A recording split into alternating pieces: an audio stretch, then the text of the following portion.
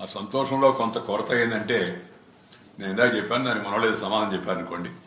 రోసయ్య గారు బహుముఖ ప్రజ్ఞాశాలి, రోసయ్య గారు కార్యదక్షుడు, రోసయ్య గారు భాషా పరిజ్ఞానము, విషయ పరిజ్ఞానము, ఉన్నతమైన సంస్కారం కలిగిన మంచి వ్యక్తి, మన తెలుగువాడు. అలాంటి వ్యక్తికి ఇలాంటి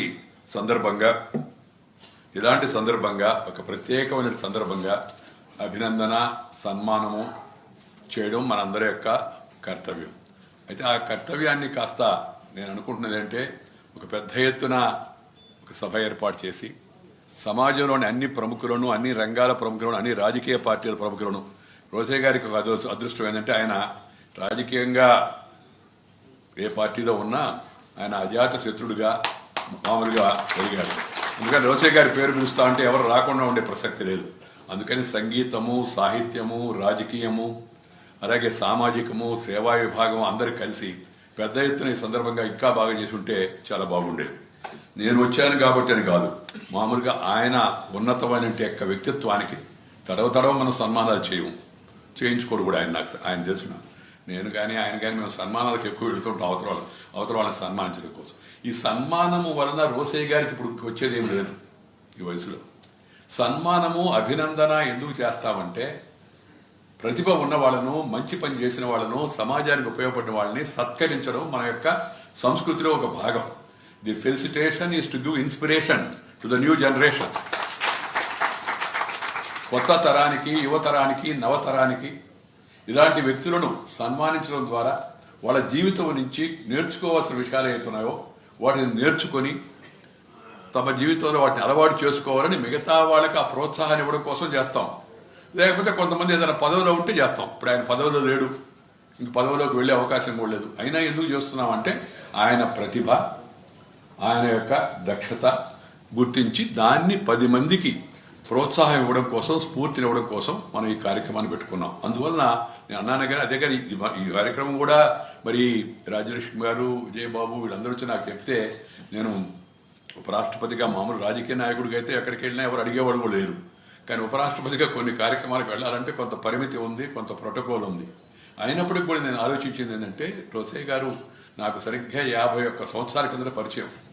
నేను అప్పుడు చాలా చిన్నవాడిని, అప్పుడు నిక్కర్లో ఉన్నాను, ప్యాంట్లో ఉన్నాను తెలియదు. కానీ నేను నెల్లూరులో వచ్చి అతితోట అగ్రహారంలో జనసంఘ కార్యాలయంలో కూర్చొని ఉంటే ఒక ఆయన పంచా చొక్కా కొద్దిగా బాగా పొడవుగా ఉండే ఆయన ఒక ఆయన వచ్చాడు. ఎవరు చెప్పారు, పెద్ద ఆయన ఎవరు వచ్చారంటే రమ్మనండి ఆయన. ఎవరు లేరు అప్పుడు ఇంత హంగు కూడా లేదు ఆ పార్టీలకు.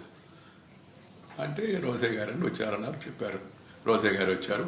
లెజిస్లేటివ్ కౌన్సిల్ ఎన్నికలు ఉన్నాయి, ఆ ఎన్నికల్లో నెల్లూరులో ఉన్న ఎమ్మెల్యే అన్నదాత మాధవరావు గారి సహాయం కోరడం కోసం వచ్చారు అని చెప్పారు. నేను మాధవరావు గారికి కబురు చేశాను, ఆయన వస్తానని. ఈ లోపల కొద్దిసేపు కూర్చుంటే ఆయనతో మాట్లాడే అవకాశం, ఆ అనుభూతి నాకు కలిగింది. 1967 ఆ ప్రాంతంలో. రంగా గారి శిష్యుడు ఆయన. రంగా గారి అంటే కూడా నాకు చాలా అభిమానం. ఎందుకంటే ఆయన రైతు కుటుంబంలో పుట్టి ఆక్స్ఫర్డ్లో చదివి ఆచార్యుడిగా పనిచేసి ఈ దేశంలో, ఈ రాష్ట్రంలో, ముఖ్యంగా రాష్ట్రంలో చెప్పాలంటే ఇలాంటి రోసయ్య గారు లాంటి అనేక మందిని రాజకీయ నాయకులు తయారు చేసింది రంగా గారు. సింహారెడ్డి గారు, చెన్నారెడ్డి గారు వీళ్ళందరూ కూడా రంగా గారి ఒకప్పటి రాజకీయ పాఠశాల నుంచి బయటకు వచ్చిన వాళ్ళే. ఎందుకంటే ప్రతి ఒక్క దానికి ఒక శిక్షణ అవసరం. శిక్షణ లేకపోతే అది సరైన సత్ప్రవర్తనకు, సదాచారానికి, సద్బుద్ధికి దారితీయదు. రాజకీయాల్లో అది మరింత అవసరం. ఎందుకంటే రాజకీయ నాయకుల వైపు అందరూ చూస్తూ ఉంటారు, సినిమా వాళ్ళ వైపు కూడా చూస్తారు, అనుమానం లేదు. జమున గారు ఉన్నారు, లేకపోతే ఇక్కడ మిగతా మన గీతాంజలి గారు, వీళ్ళందరూ ఉన్నారు అనుకోండి. కానీ సినిమా ఏమనుకోవద్దమ్మా, తాత్కాలికమైన ఆకర్షణ, వినోదం కోసం, విజ్ఞానం కోసం కొద్దిసేపు పెడతాం అంతే. కానీ ఒక వ్యక్తిని చూసి నేర్చుకోవాలంటే రాజకీయ నాయకులు చూస్తారు. ఆయన ఎమ్మెల్యే, ఎంపీ, ఎమ్మెల్సీ, లేకపోతే లోక్సభలో ఉన్నాడు, పార్లమెంట్లో ఉన్నాడు, మంత్రిగా ఉన్నాడు, ముఖ్యమంత్రిగా ఉన్నాడు, గవర్నర్గా ఉన్నాడు, వీళ్ళ ప్రవర్తన ఎలా ఉందని దాని ప్రభావం ఎక్కువ మీద పడుతుంది. సినిమా ప్రభావం మీద పడుతుంది, అది వేరే విషయం. ఇందా చెప్పాను. ఎందుకంటే ప్రజా జీవనంలో ఉండే రంగా గారు, లేకపోతే మనం గాంధీ గారు, లేకపోతే పటేల్ గారు, నెహ్రూ గారు, లేకపోతే వాజ్పేయి గారు, ఇలాంటి అనేక మంది మహనీయుల గురించి మనం ఎందుకు మాట్లాడుకుంటామంటే వాళ్ళ జీవితంలో వాళ్ళు నడిచిన తీరు, వాళ్ళు చేసిన ప్రసంగాలు, వాళ్ళు చూపిన మార్గదర్శనం, ఇవన్నీ కూడా మనం అలవర్చుకునే దానికోసం ప్రయత్నం చేయాలా. అందుకని అలాంటి రాజకీయ నేపథ్యం నుంచి వచ్చిన, రాజకీయ పాఠశాల నుంచి వచ్చిన, రంగా గారి రాజకీయ పాఠశాల నుంచి వచ్చిన రోసయ్య గారు అంటే రంగా గారికి చాలా అభిమానంగా ఉండేది ఆ రోజుల్లో. అలాంటి వ్యక్తి అనేక పదవులు లెజిస్లేటివ్ కౌన్సిల్లో వారు చెప్పారు 22 సంవత్సరాలు, శాసనసభలో 10 సంవత్సరాలు, అదేవిధంగా మంత్రిగా, అదేవిధంగా ముఖ్యమంత్రిగా, అదేవిధంగా మరి పార్లమెంట్ సభ్యుడిగా. ఆయన నాకు తెలిసి ఇచ్చిన పని బాగా ఇష్టంగా బాగా జాగ్రత్తగా చేసి అన్నీ ఉన్నాయి, ఒక్కటి తప్పితే ఆ పార్లమెంట్ సభ్యుడు మాత్రం ఆయన పెద్దగా రుచించాలి. ఇంకో రోజు అన్నాడు కూడా నాకు ఆయన సెంట్రల్ హాల్లో, ఈ వాతావరణం మనకు పడదు నాయుడు, మన దగ్గర ఉంటేనే మంచిది, మన దగ్గర ఉంటేనే మంచిది మన దగ్గర అని చెప్పాను. అదొక లోకం అనుకోండి, దాని గురించి కూడా ఒక మాట చెప్తాను నేను తర్వాత. బట్ ఏ బాధ్యత తీసుకున్నా బాధ్యతకు న్యాయం చేయడం, నిబద్ధతతో పనిచేయడం. కౌన్సిల్లో ప్రతిపక్ష నాయకుడిగా ఉన్నప్పుడు కూడా నేను వారిని గమనించాను. మేము అందరం కూడా కలిసి కొద్ది రోజులు కాంగ్రెస్ వ్యతిరేకంగా ఆ రోజుల్లో కొంత ఉద్యమం చేశాం. ఆ తర్వాత రాజకీయాలు మారాయి. బట్ తనకున్నటువంటి యొక్క ఆ ఓర్పు, ఆ నేర్పు, ఆ మాటల కూర్పు, ఇవన్నీ కూడా చాలా ప్రశంసనీయమైనవి. పరిణితి చెందినట్టు రాజకీయ నాయకుడిగా, మన తెలుగువాడిగా రోసయ్య గారిని చూసి మనందరం కూడా సంతోషించాల్సిన అవసరం ఎంతో ఉంది. గవర్నర్గా పనిచేసినప్పటికి కూడా మంచి పేరు తెచ్చుకోండి ఆయన. ఒకటి సౌమ్యత, రెండోది విషయ స్పష్టత, 3 కార్యదక్షత, విషయ పరిజ్ఞానం, ఇవన్నీ కలిగి ఉండబోతుందో ఇది చాలా సాధారణంగా జరగదు. కొద్ది మందికి మాత్రమే అవకాశం లభిస్తుంది. ఆ అవకాశాన్ని ఉపయోగించుకొని రోసయ్య గారు ఆజానుబాహుడు, దాంతోపాటు ఆయన కట్టు, ఆయన పద్ధతి, అవన్నీ కూడా నాయకులు అంటే ఇలా ఉండాలా అనిపిస్తుంది. అప్పటి నుంచి ఇప్పుడు కద్దలు తప్పితే వేరే వాడకుండా ఉండవుతుందో చిన్న విషయం కాదు. అట్రాక్షన్లు చాలా వస్తుంటాయి, అందరికీ తెలుసు. ఇప్పుడు ఈ అట్రాక్షన్ అప్పుడు టెంప్ట్ అనిపిస్తూ ఉంటాయి. చాలా మంది నన్ను అడిగారు, సార్ మీరు ఉపరాష్ట్రపతి అయ్యారు కదా, ఇప్పుడు ఢిల్లీలో ఉపరాష్ట్రపతి ప్రపంచం అంతా తిరగాలంటే ఏదన్నా సూట్ గీట్ అది వేస్తారా, బంద్ కాదా, అది ఇది అని. నేను చెప్పాను, డ్రెస్ చేంజ్ లేదు, ఆ డ్రెస్ మాత్రమే చేంజ్ ఉంటుంది, అదే డ్రెస్ ఉంటాను. ఎందుకంటే కొంత సమాజంలో ఉన్న పోకడలు, తర్వాత ప్రచార ప్రసార సాధనాలు వస్తున్నట్టు అవి చూసినప్పుడు కొద్దిగా అటు అనిపిస్తుంది. పైపచ్చు ఇలాంటి వాళ్ళు, సుబ్రహ్మణ్యం లాంటి వాళ్ళు ఉన్నారనుకోండి, చూస్తే ఇంకొకరు అనిపిస్తుంది ఒకరు. ఎందుకంటే కళా పోషణ, శరీర పోషణ అన్నీ చేస్తుంటారు, చాలా ఆకర్షణీయంగా ఉంటాడు. సీక్రెట్ ఇప్పుడు ఆయనకి భయం ఏంటంటే, రోసయ్య గారు ఈ సహస్ర చంద్ర దర్శనం అంటే ఏందన్నాడు. నేను చెప్పేది 1000 సార్లు ఆ చంద్రుడిని దర్శనం చేసుకుంటే, ఫుల్ మూన్ని సహస్రచంద్రం అంటారు, సుమారు 80, 81, 83కు అట్లా వచ్చే అవకాశం ఉందంటే, నాకు 75 ఇప్పుడు అన్నాడు ఆయన నాతో. 75 అని చాలా మంది తెలవదు. ఎందుకంటే సుబ్రహ్మణ్యుడు చూస్తే 55, 60 దాకా అనిపిస్తుంటాడు మామూలుగా. ఎందుకంటే కఠోరమైన శ్రమ చేస్తాడు. మన మిగతా విషయాలు పక్కన పెడితే కఠోరమైన శ్రమ, క్రమశిక్షణ ఉంది. నేను చెప్పదలుచుకుందంటే రోసయ్య గారి గురించి కానీ, సుబ్రహ్మణ్య గురించి కానీ, లేకపోతే ఇప్పుడు మన డిప్యూటీ చీఫ్ మినిస్టర్, వీళ్ళందరూ కొంత క్రమశిక్షణ,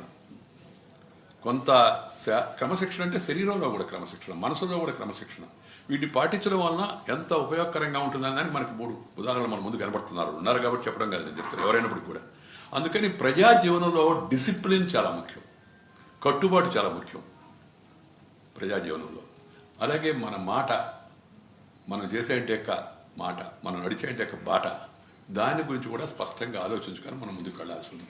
అప్పుడు మన బాట మనం లేకపోయినప్పటికీ కూడా జనం ఆ బాటను గుర్తుపెట్టుకుంటారు. రోసయ్య గారు వీలైనంత వరకు తన జీవితంలో మంచి పద్ధతుల్లో నడిచి మనందరికి కూడా వివిధ బాధ్యతలు చేపట్టి, ఈ బాధ్యతలన్నింటికి కూడా గౌరవం తెచ్చి, వెలుగు తెచ్చి, తెలుగు వెలుగుని మిగతా ప్రాంతాలకు కూడా వ్యాపింపజేసి ఆయన చాలా మంచి పేరు తెచ్చుకున్నాడు.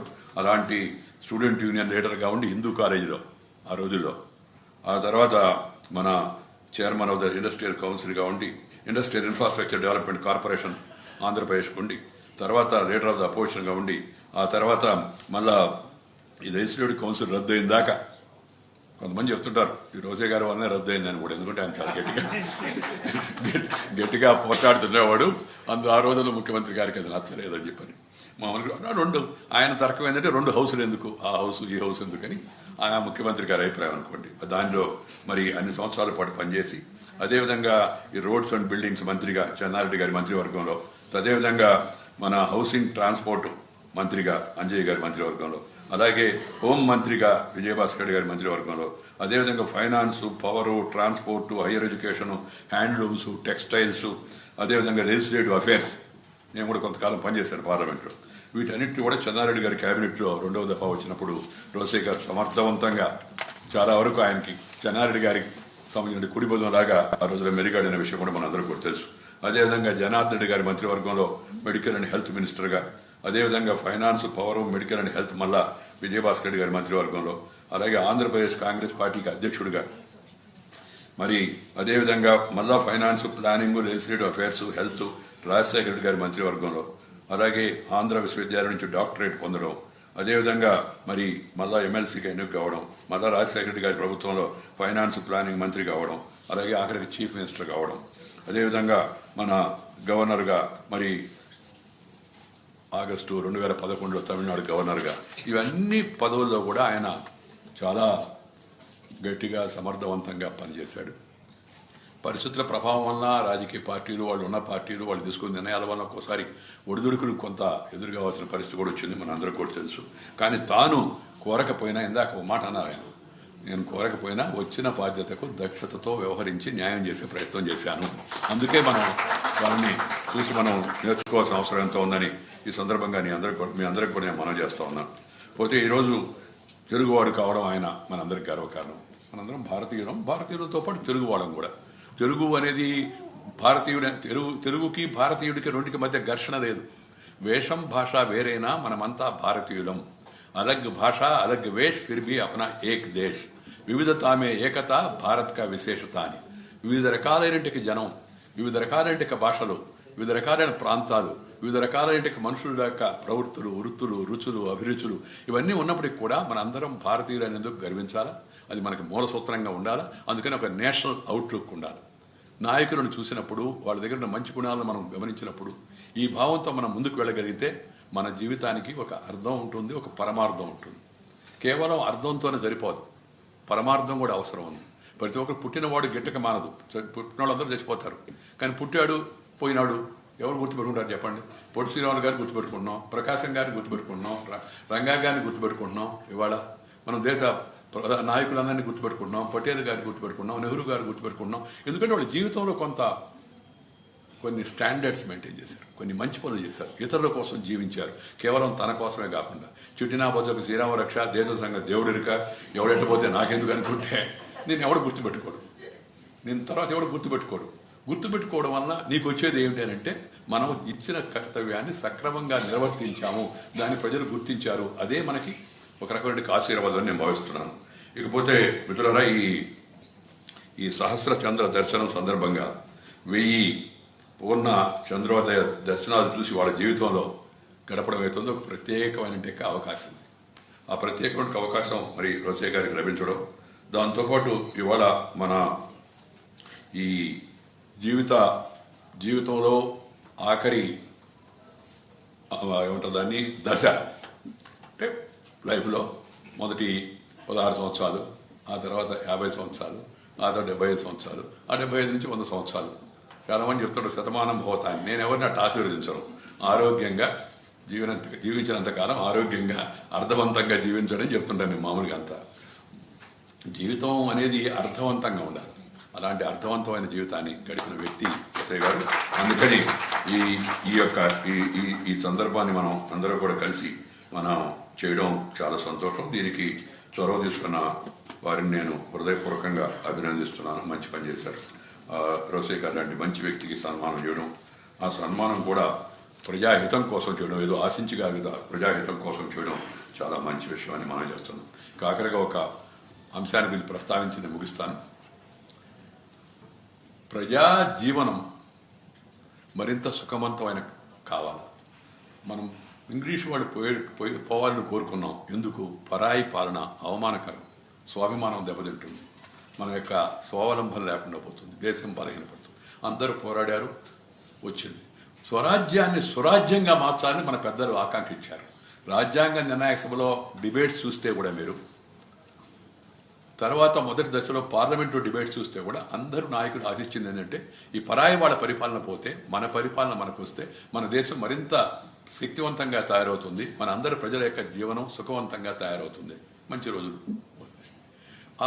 దాన్ని ఒకసారి మనం పరిశీలించుకుంటే స్వతంత్రం వచ్చి 70 సంవత్సరాల తర్వాత రాజకీయాలు పక్కన పెడితే, ఇప్పుడు నేను ఎలాగో రాజకీయాలు లేను, అందుకని రాజకీయ వ్యాఖ్యానం కూడా చేయను. ప్రజా జీవనంలో అయితే ఉన్నాను. నేను చెప్తున్నాను మామూలుగా I'm retired from politics but not tired from public life అని. గమనించుకుంటే ఇంకా అనేక సవాళ్లు మన ముందు ఉండిపోయినాయి. ఒకటి అవిద్య, నిరక్షరాస్యత, 2 ఆకలి 25%, ఇంకా 3 ఆర్థిక అసమానతలు, 4 అరాచకాలు, 5 అత్యాచారాలు, అలాగే వివక్షత.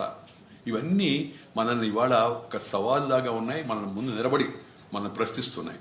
వీటికి సమాధానం కనుక్కోవాల్సిన బాధ్యత నాయకత్వం, వివిధ స్థాయిలో నాయకత్వం అంటే ప్రధానమంత్రి, ముఖ్యమంత్రి, మంత్రులనే కాదు, అందరి మీద కూడా ఉంది. కాలేజీలో ఉండే అధ్యాపకుడి పైన ఉంది, విద్యార్థులు ఉండే టీచర్, అక్కడ స్కూల్లో ఉండే టీచర్ పైన ఉంది, లేదా వినోద విజ్ఞాన కార్యక్రమాల్లో పాల్గొనే వాళ్ళపైన కూడా ఉంది. ప్రజా జీవనంలో గణనీయమైన పాత్ర నిర్వర్తించే ప్రతి ఒక్కరి పైన ఇది ఆధారపడి, దాన్ని ఒకసారి మనందరం ఇలాంటి మహనీయుల గురించి అభినందించేప్పుడు మనందరం ఆత్మవిమర్శ చేసుకోవాల్సి ఉంది. ఎవరో ఏదో అంటారని కాదు, లేకపోతే పొలిటికల్గా అవతల సమాధానం చెప్పాలని కాదు. పోతే 3వ విషయం ఏదైతుందో, ఈ ప్రజాస్వామ్యం బలంగా ఉండాలంటే ఒకటి ప్రభుత్వాలు స్థిరంగా ఉండాలి. అందుకని నేను చెప్తుంటాను, పార్టీలు మారే విధానం ఏతుందో మంచిది కాదు. పార్టీ మారకూడదా? తప్పనిసరిగా మారచ్చు. ప్రజాస్వామ్యానికి అర్థమే ఉంది, నీకు నచ్చలేదు, మీ నాయకుడి యొక్క తీరు నువ్వు మెచ్చలేదు, మారవచ్చు. మారేటప్పుడు నీకు ఒక పార్టీ ద్వారా పదవి వస్తే ఆ పదవిని ఇంకో పార్టీకి పోయేటప్పుడు త్యజించాలి. అది నా నిశ్చితమైన అభిప్రాయం. అదేదో నేను దృష్టిలో పెట్టుకుని, తెలంగాణను దృష్టిలో పెట్టుకుని, ఆంధ్రాను దృష్టిలో పెట్టుకుని, ఉత్తరప్రదేశ్ను దృష్టిలో పెట్టుకుని కాదు. దేశం అంతా కూడా పార్లమెంట్లో కూడా ఉన్నాయి, చాలా కేసులు చూస్తున్నాము. వాటిని ఆ పని చేయాలి, సత్వరం పరిష్కరించుకోవాలి. ఒకటి. 2వది, రాజకీయాల్లో మరింత క్రమశిక్షణ, మరింత ఆదర్శవంతమైన, మరింత జవాబుదారీతనం, పారదర్శకత రావాలి. ట్రాన్స్పరెన్సీ అండ్ అకౌంటబిలిటీ రాజకీయాల్లో రావాలి ప్రతి ఒక్కరికి. ఇది చాలా అవసరం, అందరం ఆలోచించుకోవాలి. ఇప్పుడు నువ్వు తూతూ మేమే అనుకుంటా ఉన్నామా? ఎంతకాలం? నాకు ఢిల్లీ పోయిన తర్వాత నేను మొదటి నుంచి ఒక సిద్ధాంతం కోసం, ఒక రకంగా చెప్పాలంటే పల్లెటూరులో మట్టి విసుక్కునే కుటుంబంలో పుట్టి ఎలాంటి రాజకీయ నేపథ్యాన్ని నేను ఒకప్పుడు చిన్నప్పుడు, మీరు చాలా మందికి తెలుసు, నేను నెల్లూరులో చెప్పాను కదా, ఆడ వెళ్ళి పార్టీ ఆఫీసును శుభ్రం చేసేవాడిని. ఉదయం చేసుకునేవాళ్ళం, అంత కలిసి కూర్చొని చాపలు వేసుకుని కూర్చునేవాళ్ళం, గోడ మీద రాసేవాడిని. వాజ్పేయి గారు వస్తున్నారంటే జట్కా బండిలో కూర్చొని, ఈరోజు సాయంత్రం కోపటి మైదానంలో బహిరంగ సభ ఉంది, వాజ్పేయి గారు వస్తున్నారు, దయచేసి అందరూ వచ్చి ఆ సభను విజయవంతం చేయండి అని చెప్పి. మామూలుగా కాదు, ఇప్పుడు దాకా కూలికి పోయి అనౌన్స్మెంట్ కాదు, సిద్ధాంతం మీద నచ్చి కాలేజీలో ప్రెసిడెంట్గా ఉన్నాను, యూనివర్సిటీలో చైర్మన్గా ఉన్నా విద్యార్థులకి. అయినప్పటికీ కూడా నేను ఈ ఊరికి వస్తున్నాడు అటల్ బిహారీ వాజ్పేయి అని అనౌన్స్ చేసిన వెంకయ్య నాయుడు ఒకనాడు అదే అటల్ బిహారీ వాజ్పేయి ప్రధానమంత్రిగా ఉండగా, అద్వానీ నాయకుడిగా ఉండగా, వాళ్ళిద్దరి మధ్య కూర్చొని దేశంలో అధికార పార్టీకి అధ్యక్షుడు అవుతారని నేను ఎప్పుడు అనుకోలేదు. దానికి ప్రధాన కారణం నమ్మిన సిద్ధాంతాన్ని వదిలిపెట్టకపోవడం, 2 క్రమశిక్షణగా ఉండడం, 3 ఒక పర్పస్ఫుల్ లైఫ్ ఉండాలా అని చెప్పారంటే స్ఫూర్తి నేను చిన్నప్పుడు నాకు RSS నుంచి కానీ ABP నుంచి కానీ రావడం వల్ల అది ప్రధాన కారణం. అందుకని ప్రతి ఒక్కరు జీవితంలో లక్ష్యం పెట్టుకోవాలి. ఇవాళ రోసే గారిని మనం సన్మానిస్తున్నాం కాబట్టి ఈ సందర్భంగా ఈ బడ్డింగ్ పాలిటీషియన్స్, ప్రజెంట్ పాలిటీషియన్స్ వాళ్ళని దృష్టిలో పెట్టుకుని నేను ఈ వ్యాఖ్య చేస్తున్నాను. చేసుకోవాలి. అసెంబ్లీలు, పార్లమెంట్లు జరిగే తీరు అయితే ఉందో అది చాలా బాధ కలుగుతాం. విమర్శించడమా? రోసే గారి కన్నా ఎవరు ఎక్కువ విమర్శిస్తారు? వెంకయ్యనాయుడు కన్నా ఎక్కువ ఎవరు విమర్శిస్తారు? జయపాల్ రెడ్డి కన్నా ఎవరు ఎక్కువ విమర్శించారు? ఇంతకుముందు ఇంటికి అసెంబ్లీలో మనం అంతా కూడా చూస్తే చెన్నారెడ్డి గారు ముఖ్యమంత్రిగా ఉండగా నేను జయపాల్ రెడ్డి ఆ రోజులో చేసిన రాజకీయ పోరాటం తలుచుకుంటే ఒకసారి ఇప్పుడు కానీ ఆ ముఖ్యమంత్రిని ఎవరన్నా కానీ అలా విమర్శిస్తే మళ్ళీ ఇంటికి పోయే అవకాశం కూడా ఉండదు అనుకుంటున్నాను నేను. అప్పటికి చూస్తే రాజకీయ పరిస్థితి గమనిస్తే ఎంత కఠినంగా మాడేవాళ్ళు. ఒకరోజు మరీ చాలా గట్టిగా మాడితే ఆయన అయ్యప్పరెడ్డి లేచి, అధ్యక్ష ఏది రక్షించండి అన్నాడు. ఏంటంటే వీళ్ళిద్దరు తిరుపతి వెంకట కవుల దాకా ఒకరు ఇంగ్లీష్లో ఒకరు తెలుగులో మమ్మల్ని వారిస్తున్నారు. కానీ చెన్నారెడ్డి గారు లేచి నేను అంత కఠినంగా మాడితే, అధ్యక్ష 30 సంవత్సరాల వయసు, 3 సంవత్సరాల అనుభవం, 3 పార్టీలకు నాయకుడు వెంకయ్య నాయుడు అని చెప్తూ అలా నేను చేసింది కరెక్ట్ అని నేను ఆయన ఒప్పించలేకపోతున్నాను, నాకు బాధగా ఉంది, కానీ కాలక్రమేణ ఆయన అర్థం చేసుకుంటాడు ఇలా మాట. That is the democratic spirit. ఆ విధంగా ఉండాల్సిన అవసరం ఎంత ఉంది. పరస్పరం గౌరవించుకోవాలి. అగ్రీ టు డిజగ్రీ, కాంప్రమైజ్ కమ్మని నేను చెప్పను. అగ్రీ టు డిజగ్రీ అనేది అయితే ఉందో అది ప్రజాస్వామ్యంలో ప్రథమమైన సూత్రం. తర్వాత ప్రజల తీర్పును గౌరవించాలా. ఈయన ముఖ్యమంత్రిగా ఎన్నుకున్నారు 5 ఏళ్ల పాటు. ఆయన ముఖ్యమంత్రి, ఆయన విమర్శించకూడదు, ఆయన ఉద్యమాలు చేయకూడదు నేను. కానీ అసలుదగిన ఉలికిస్తే నువ్వేం ముఖ్యమంత్రికి అధికారం, నువ్వేం ప్రధానమంత్రి అంటే.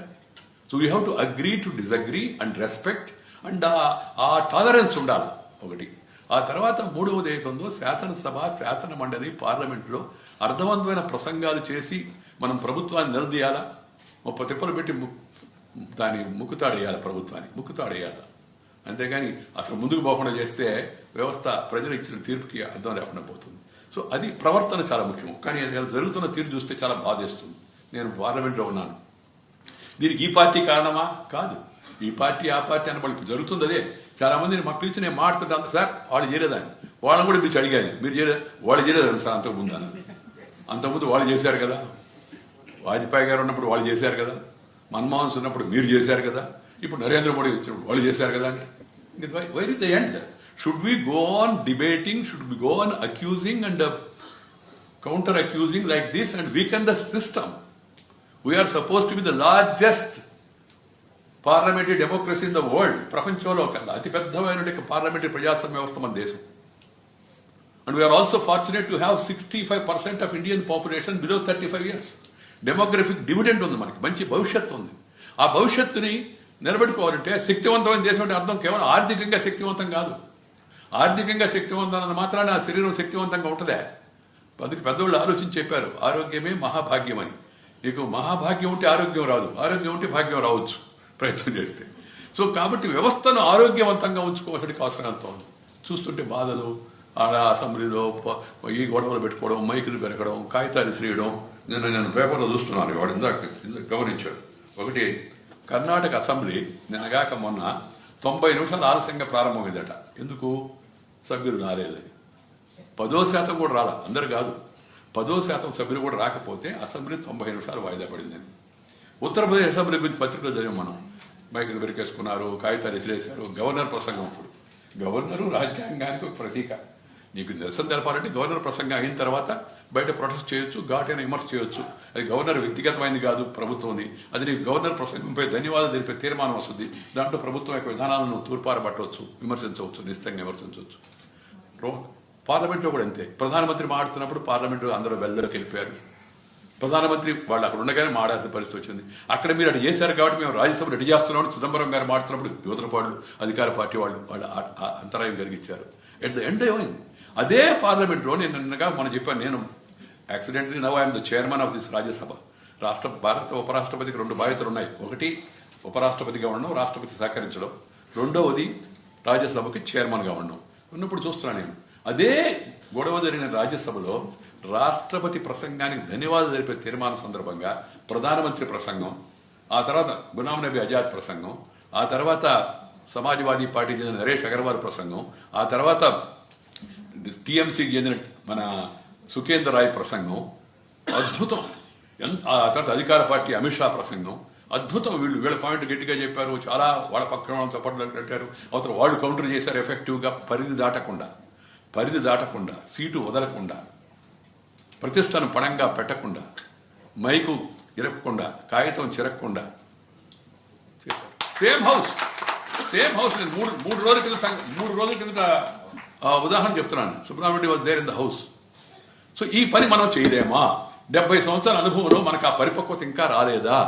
చదువు పెరిగింది, అనుభవం పెరిగింది, మరి పరిపక్వత ప్రజలు ఆశించడంలో తప్పే ఉంది. ఇలాంటి పనులు చేసి చొక్కాలు విప్పేయడం, పార్లమెంటు జరుగుతుంటే పార్లమెంటు లోపల, పార్లమెంటు బయట ప్రదర్శన చేయడం అర్థమైంది. నిన్ను బయట ఉన్నవాడిని గెలిపించి లోపలికి వెళ్ళబోయాని పంపించారు. నేను లోపల ఉండను, బయట వచ్చి ప్రదర్శన చేస్తానంటే నిన్ను లోపలికి పంపించింది ఎందుకంటే మంచిగా మాట్లాడు, ప్రభుత్వాన్ని నిలదీయని పంపించాను. నేను నిలదీయాలా? నేను మాటలతో నిలదీయలేనండి, ఆర్గ్యుమెంట్తో నిలదీయలేనండి, అందుకని నేను చేతితో మీద చేసి నిలదీస్తానంటే ఎట్ట సాధ్యం? Is it acceptable democracy? I am asking for a loud thinking across the country, for a wider debate across the country. On the occasion of felicitation of one of the great legislators and parliamentarians, Sri Rosaiya, who had so many positions, held so many responsibilities in his life. This is the question we have to think. That will be the real respect to such people in future. మనసులో ఎంతో బాధ కలుగుతుంది నాకు. వాళ్ళతో పోలిస్తే నాకు ఇంకా వయసు తక్కువే. వయసు తక్కువ అంటే చిన్నవాడు ఏం కాదు అనుకోండి, ఇప్పుడు 68లో ఉన్నాను నేను కూడా. కానీ బాధ వేస్తా ఉంది, ఏంటి మనం ఇది నాకు మీ అందరికీ కూడా తెలుసు, చాలా పట్టుదల ఎక్కువ నాకు మామూలుగా అనుకున్న దాని మీద. ఏమి మనం ఈ సభను సరిగా నడపలేమా? 5 రోజుల పాటు 0 అవర్ జరగల. 0 అవర్ అనేది మెంబర్ రెస్టారెంట్ వాడుకోవడానికి, అంటే నోటీస్ ఇచ్చేసి ఏదైనా మాడొచ్చు, దానికి మిగతా వాటిలాగా రూల్ లేదు. ఏ విషయమైనా మాడొచ్చు 0 అవర్లో. 5 రోజులు జరగల. 5 రోజులు క్వశ్చన్ అవర్ జరగల. క్వశ్చన్ అవర్ అని మెంబర్ది. దీనికి వీళ్ళు బాధ్యం వాళ్ళ బాధ్యం నేను అన్న, అది నా పని కాదు. As a chairman, that's not my duty to accuse this party or that party. All parties are equal to me now.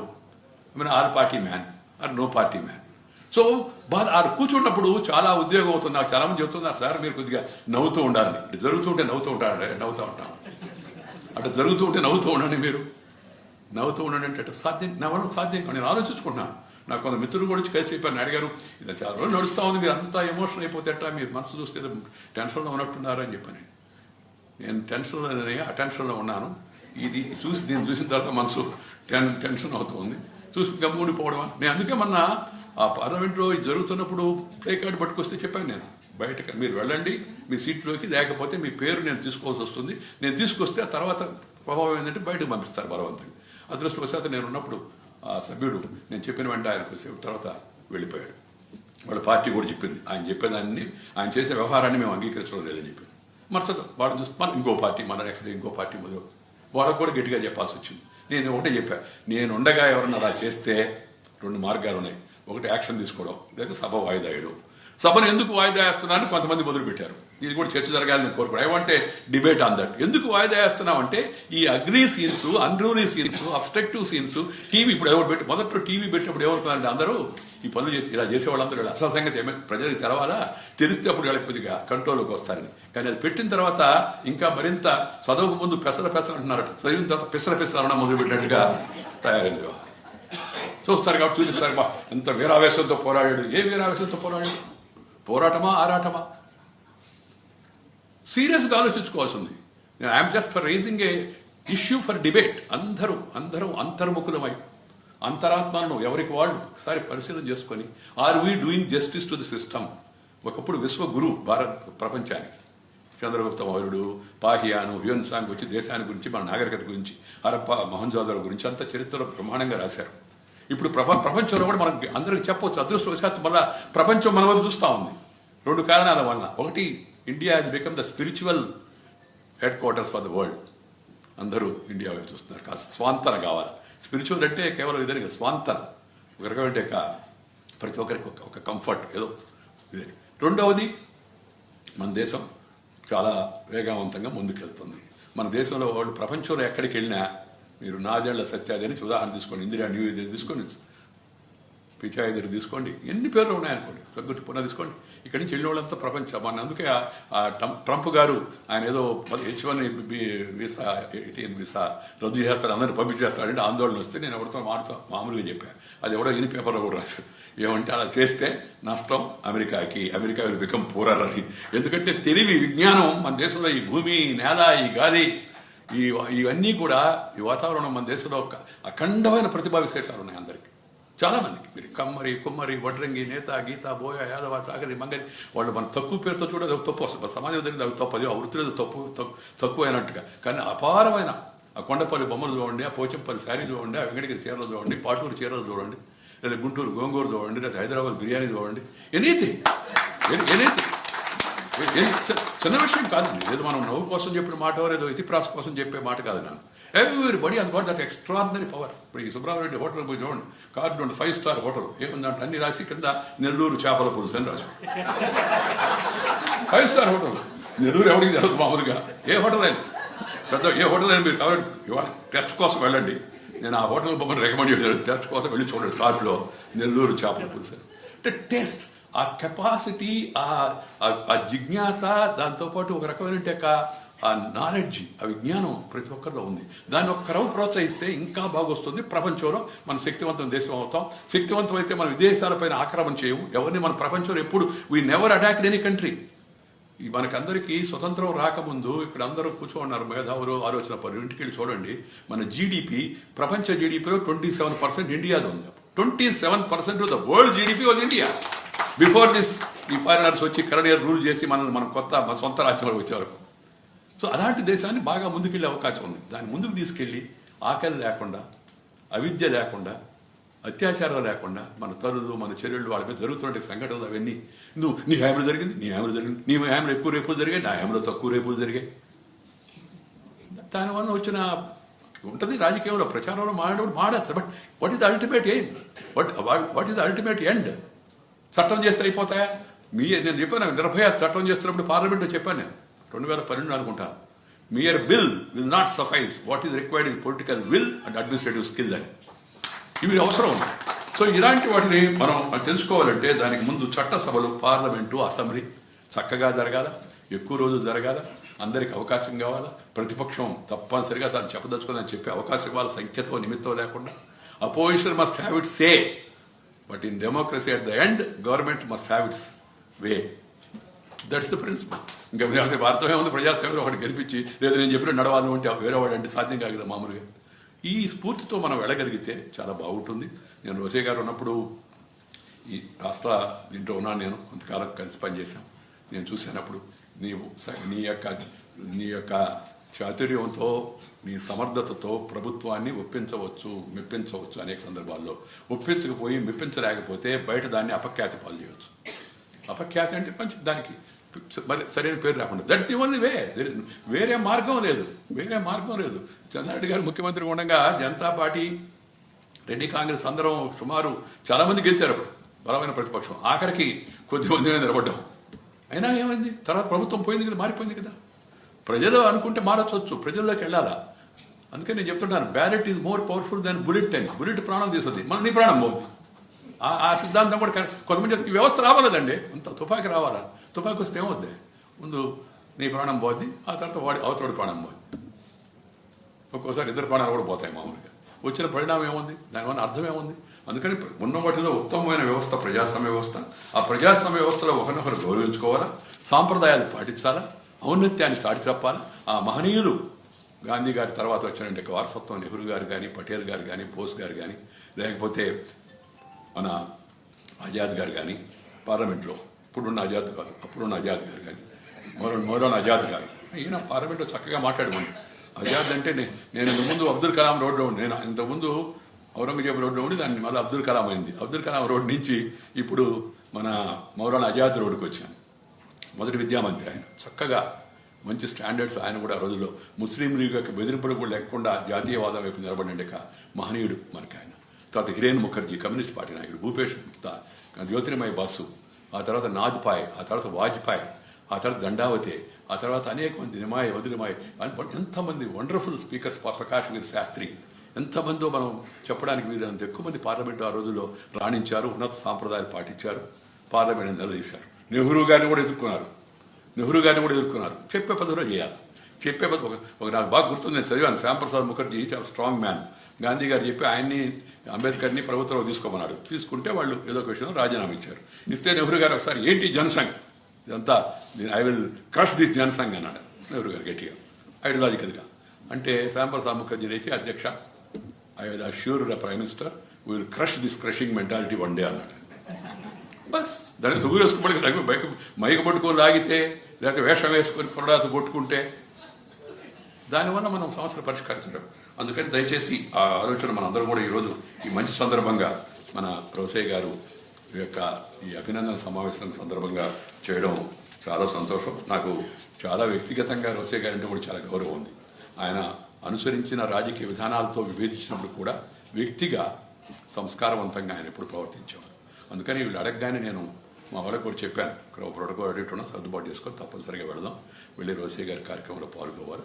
అయితే నేను ఇప్పుడు అధికారపూర్వకంగా కార్యక్రమాలు లేకుండా రాలేను, అదొక 10 సంవత్సరాలు.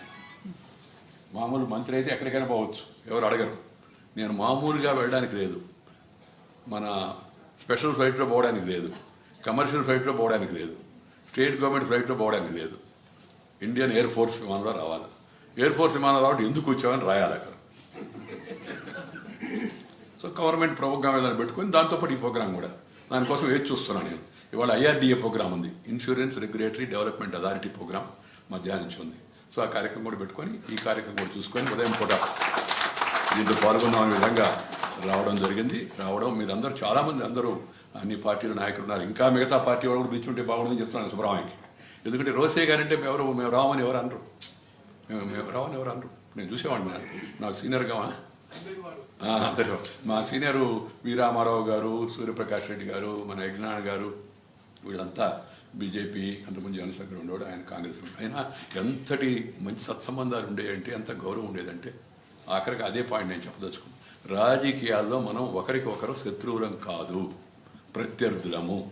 ఈ విషయం గుర్తుపెట్టుకోవాలి అందరు రాజకీయ నాయకులు. We are only rivals, we are not enemies. మనం పక్కన ఉండే పాకిస్తాన్తో కూడా చర్చలు జరపమని చెప్తారు, కానీ ప్రతిపక్షంతో మాట్లాడను నేను, లేదా అధికార పక్షం దానికి నేను ఫోను అనడం అవుతుందో అది మంచి పద్ధతి కాదు. కాబట్టి అందరం కూడా పరస్పర ఒకరినొకరు గౌరవించుకునే పద్ధతి చేసుకోవడం చాలా మంచిదని మనం చేస్తూ, ఈరోజు ఉదయం నాకు ఈ మంచి కార్యక్రమంలో కొన్ని మాటలు మనసులో ఉండే మాటలు చెప్పాలనిపించింది.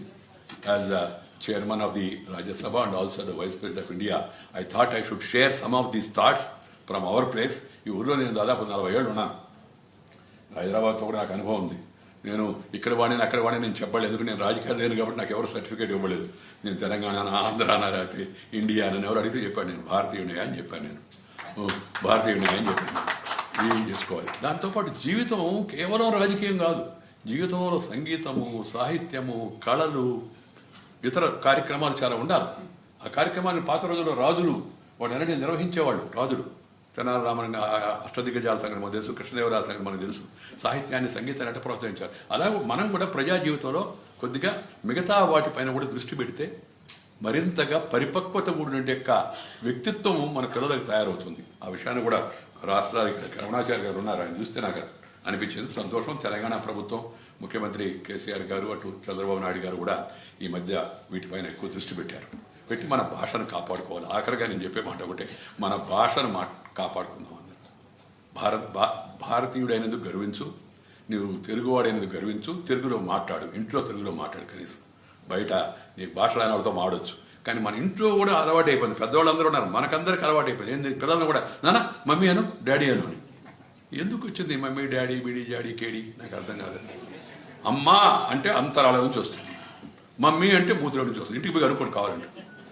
లేదా ఉర్దూ అమ్మీ అంటే కూడా లోపల నుంచి వస్తుంది, మమ్మీ అంటే ఇక్కడి నుంచి వస్తుంది. మన భాషను మనం భాష మన భాషలో మనం మాడితే తక్కువ. రోసే గారు తక్కువైపోయాడు, ఎక్కువ ఆయన తెలుగులోనే మాడుతుంటాడు, తక్కువయ్యాడు కాదు కదా. కొంతమంది చెప్తారు, సార్ ఇంగ్లీష్ నేర్చుకోకపోతే ఏమో. నేర్చుకోవద్దని ఎవరు చెప్పారు? నేర్చుకోమని చెప్తున్నాను నేను. ఇంగ్లీష్ నేర్చుకోండి, హిందీ నేర్చుకోండి, ఇంకెన్ని భాషలు వీలైతే అన్ని భాషలు నేర్చుకోండి. ప్రధానమంత్రి గారు చెప్పారు, ఉత్తరాది వాళ్ళు దక్షిణాది భాషలు, దక్షిణాది వాళ్ళు ఉత్తరాది భాష నేర్చుకోవాలి. ఈయన నేర్చుకుంటే అంత మంచిది, కానీ అసలు భాష మర్చిపోకూడదు. అసలు భాష అమ్మ భాష కళ లాంటిది, పరాయి భాష కళ్ళద్దాలు లాంటిది. కళ్ళుంటే కళ్ళద్దాలు పనిచేస్తాయి, లేకపోతే కళ్ళద్దాలు పనిచేయదు. నేను కావాలని ఈ మాట ప్రతి దగ్గర చెప్తున్నాను, ఎందుకంటే ఇది ఒక ఉద్యమం కావాల్సిన అవసరం ఎంతో ఉంది. మన కట్టు, మన బొట్టు, మన మాట, మన ఆట, మన పాట, మన భాష, మన యాస, మన గోస, ఇవన్నీ కూడా మనం కాపాడుకోవాల్సి ఉంది. దాంట్లో రమ్యత ఉంది. భాషలో కూడా రకరకాల భాషలు ఉంటాయి. ఉత్తరాంధ్రలో ఒక రకంగా ఉంటుంది, తెలంగాణలో ఒక రకంగా ఉంటుంది, ఉత్తర తెలంగాణలో ఒక రకంగా ఉంటుంది. That is the beauty, unity in diversity. India చెప్పేదంటే అది. అందుకని భాషలు నేర్చుకోండి, కానీ తెలుగు భాషను మర్చిపోవద్దు, దాన్ని గౌరవిద్దాం. ఆ పద్యాల్లో తెలుగు పద్యాల్లో ఉండే లాలిత్యం ఎంత బాగుంటుంది. సుబ్రహ్మరెడ్డి మంచి కళాత్మకమైన కళాపోషణ కార్యక్రమాలు చేస్తుంటాడు, చాలా సంతోషం. జీవితంలో కళలు కూడా ఒక భాగం కావాలి. మన జీవితానికి ఒక పరమార్థం రావాలంటే మనలో, పిల్లల్లో ఉన్న ప్రతిభలో ఏదో దాన్ని ప్రోత్సహించాలి, గుర్తించాల్సి ఉంది. అలాంటి ఆలోచనలు చేద్దామని ఈ మంచి సందర్భంగా మనం కోరుకోవడం, దీనికి ప్రముఖులందరూ రావడం చాలా సంతోషం. నాకు కూడా ఈ రోసే గారి కార్యక్రమంలో పాల్గొనడానికి అవకాశం లభించినందుకు నిర్వాహకులందరినీ నేను హృదయపూర్వకంగా అభినందిస్తూ మీ దగ్గర సెలవు తీసుకున్నాను. నమస్కారం.